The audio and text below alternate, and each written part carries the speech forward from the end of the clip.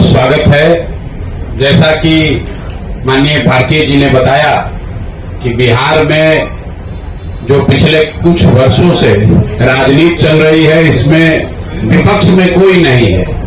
दो दल सत्ता में होता है और तीसरा दल जो है वो वेटिंग में रहता है कि हमारा नंबर कब आएगा, नीतीश जी का कब मिजाज पलटेगा और पलटकर हमको सत्ता में भागीदार बना लेंगे। इसी के नजरिए से मुझे लगता है और जनसुराज के लोगों को लगता है कि हम लोगों को अपना दल बनाने, समाज में जनसुराज की परिकल्पना और विचार को पहुंचाने के साथ साथ जो विपक्ष की भूमिका है, जनता से जुड़े हुए मुद्दे हैं, उसको भी बहुत मजबूती से उठाने की अब जरूरत है। 2 अक्टूबर से पहले जब दल नहीं बना था तो हम लोगों ने कोशिश करी है 2-2.5 साल के अपने जनसंपर्क पदयात्रा में कि ज्यादातर सरकार से जुड़े हुए मुद्दे हम लोग उस पर टीका टिप्पणी बहुत नहीं करते रहे। लेकिन अब दल का ये निर्णय है, इसलिए हम लोगों ने इस पर गहरी चर्चा की है और 3 बड़े मुद्दे जो जनता से सीधे जुड़े हुए हैं, जिस पर सबसे ज्यादा पिछले 2-4-5 साल में बिहार में राजनीति हुई है, उन मुद्दों की सच्चाई, उन मुद्दों की हकीकत पर हम आपसे आज जनसुराज का जो निर्णय है वो साझा करेंगे और आने वाले दिनों में, कुछ महीनों में हम लोग उस पर क्या करने वाले हैं उसकी भी घोषणा करेंगे। तो पिछले 2-3 साल में सबसे ज्यादा राजनीतिक रोटी यहां सेकने की कोशिश की गई है जातीय जनगणना के नाम पर। आप सभी साथियों ने भी सैकड़ों सवाल, सैकड़ों प्रेस कॉन्फ्रेंस ऐसे करे होंगे जिसमें आपने जातीय जनगणना होना चाहिए कि नहीं होना चाहिए इसको लेकर सवाल किए, उस पर जवाब मांगे।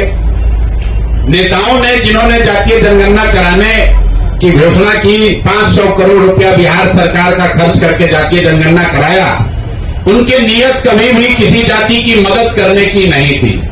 वो इस जातीय उन्माद को फैलाकर फिर से समाज में राजनीतिक रोटी सेकना चाहते थे। ऐसा इसलिए हम कह रहे हैं कि अब आपके सामने आंकड़े रख रहा हूं कि जातीय जनगणना में क्या निकल कर आया और 2 बरस करीब 18 महीने हो गए जातीय जनगणना के।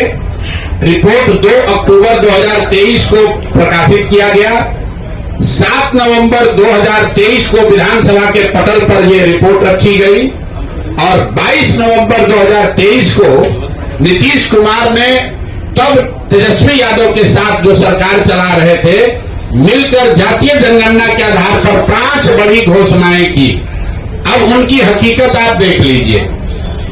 जातीय जनगणना में सरकार ने ये माना कि 34% से ज्यादा लोग बिहार के गरीबी रेखा से नीचे आज भी रह रहे हैं। लेकिन ये महत्वपूर्ण आंकड़ा नहीं है। महत्वपूर्ण आंकड़ा ये है कि 30-35 साल से सामाजिक न्याय की राजनीति करने का दावा करने वाले लोग, इनके शासन के बाद भी जब जातीय जनगणना का रिपोर्ट आया उसमें बताया गया कि 5% से कम, मैं फिर से रिपीट कर दे रहा हूं कि 5% से कम दलित और अति पिछड़ा समाज के 5% से कम लोग ही 12वीं क्लास पास करते हैं बिहार में।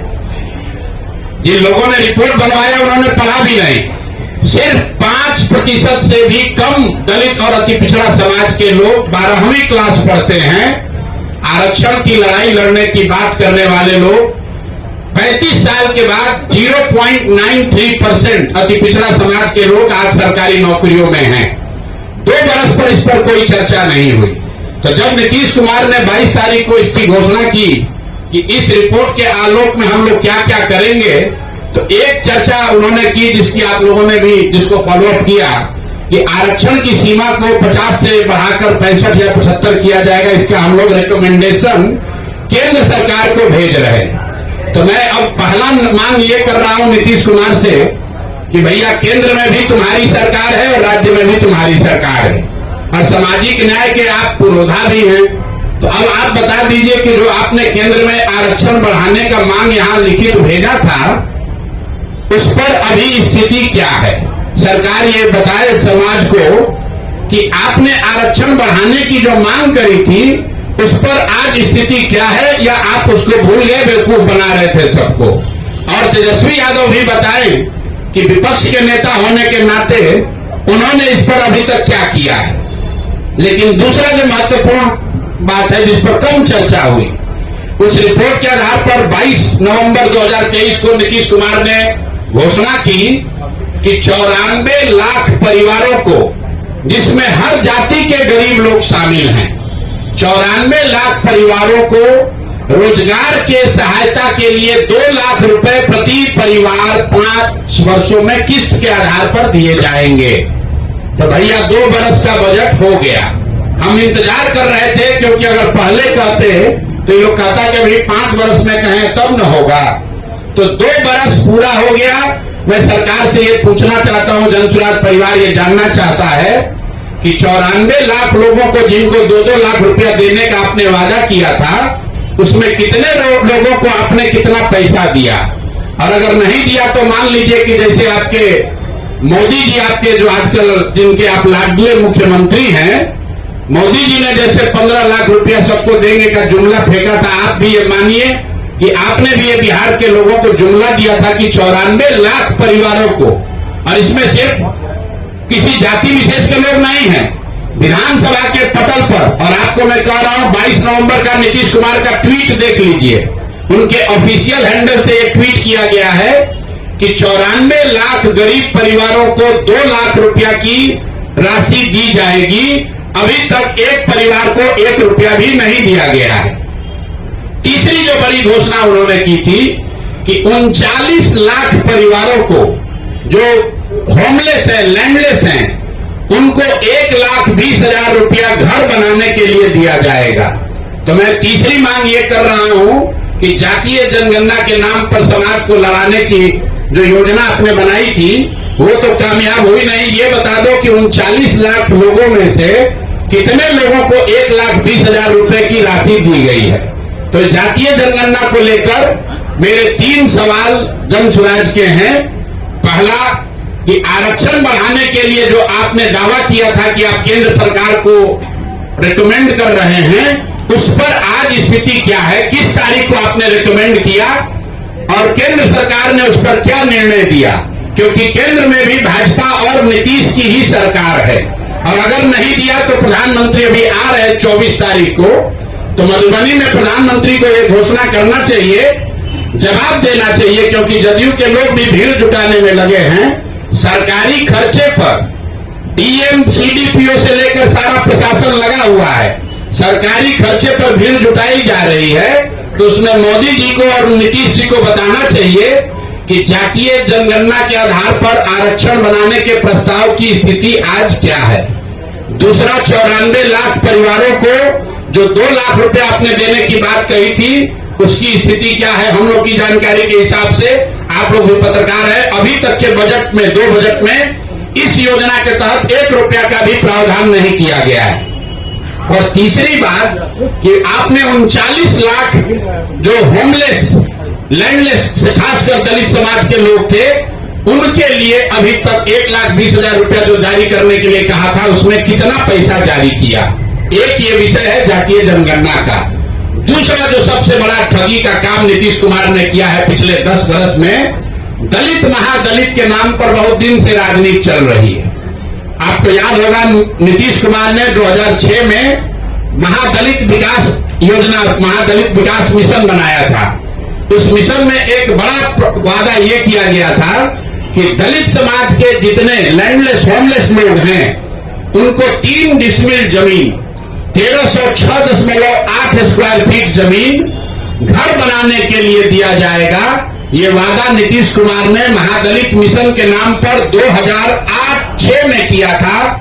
योजना शुरू की गई 2008 में, और पिछला जो आंकड़ा अभी उपलब्ध है, सरकार के द्वारा उपलब्ध कराया गया है, उसके अनुसार 2,34,000 दलित परिवारों को, उसमें कुछ ईबीसी परिवार भी शामिल हैं, 2,34,000 परिवारों को ही आज तक ये 3 डिसमिल जमीन दी गई है। और उसमें भी आश्चर्य की बात सुनिए, अभी एक देशपाल कमेटी है जो प्लानिंग कमीशन ने इस योजना के इवैल्यूएशन के लिए उनका इस्तेमाल किया, उनको भेजा पटना बिहार में, और देशपाल कमेटी की रिपोर्ट में बताया गया है कि 2,34,000 परिवारों को, जिनको सरकार कह रही है कि हमने लैंड 3 डिसमिल जमीन दे दिया, उसमें 1,20,000 परिवार ऐसे हैं जिनको जमीन तो दी गई लेकिन आज तक उसको पोजीशन नहीं मिला, उसको कहीं बाढ़ का कछाड़ का ऐसा जमीन दिया है जिसका पोजीशन ही नहीं मिला।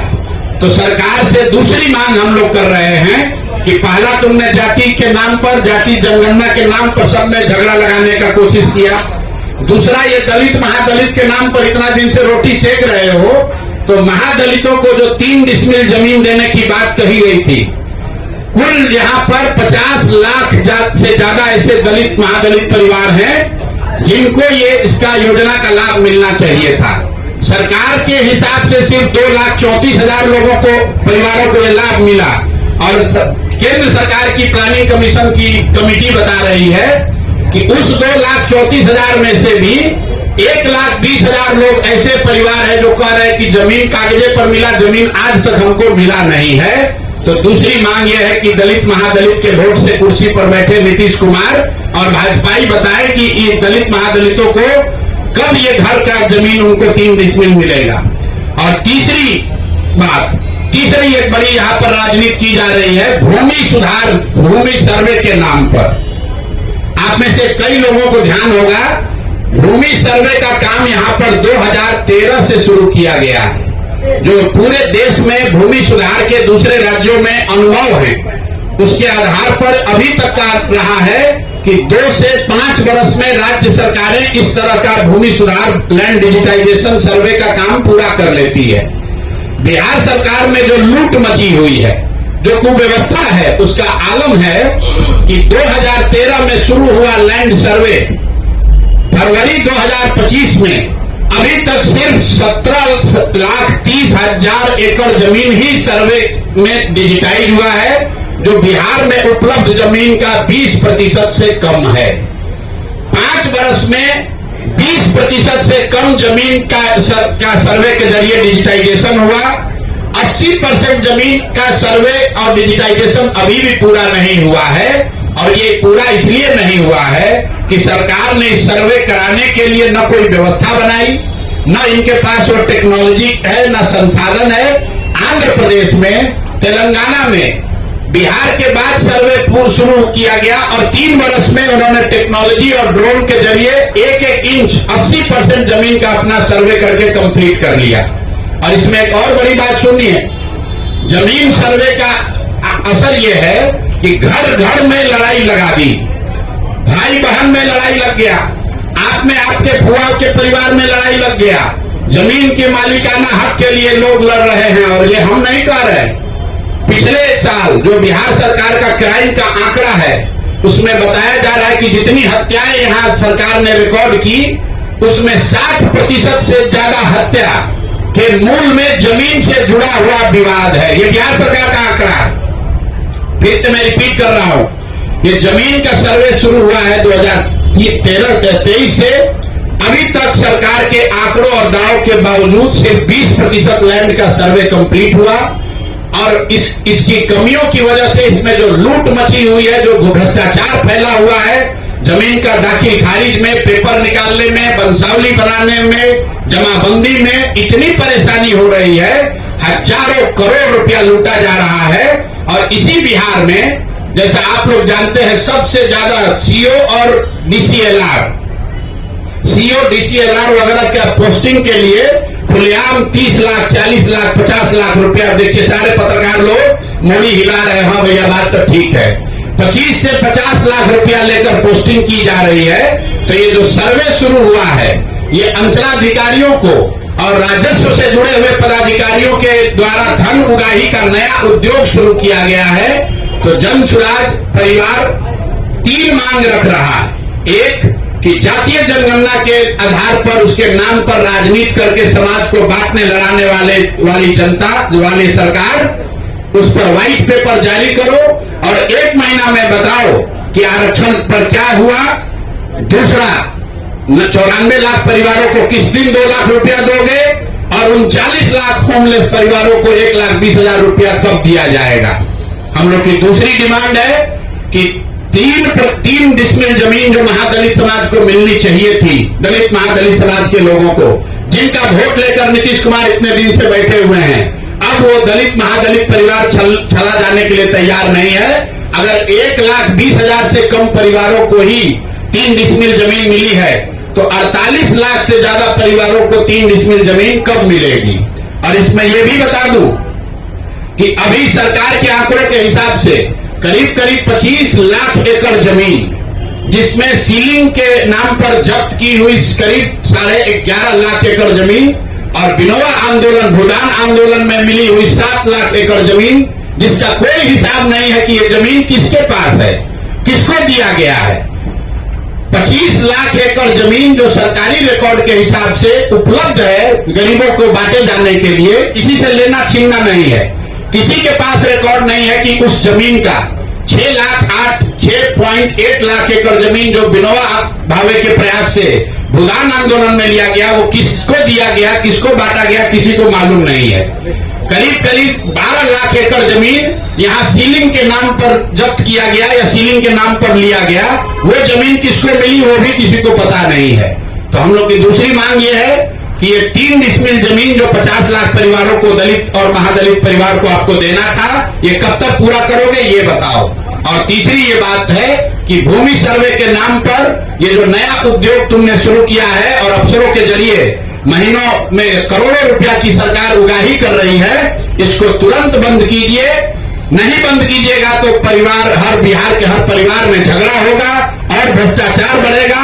नई सरकार को आने दीजिए, नई सरकार आएगी, वो नए तरीके से अन्य राज्यों के अनुभव के आधार पर बिहार में कैसे इस काम को बड़ी बेहतर तरीके से किया जा सकता है वो करेगी। तो यही 3 मांग है। 94 लाख परिवारों को 2 लाख रुपया कब दोगे ये बताओ।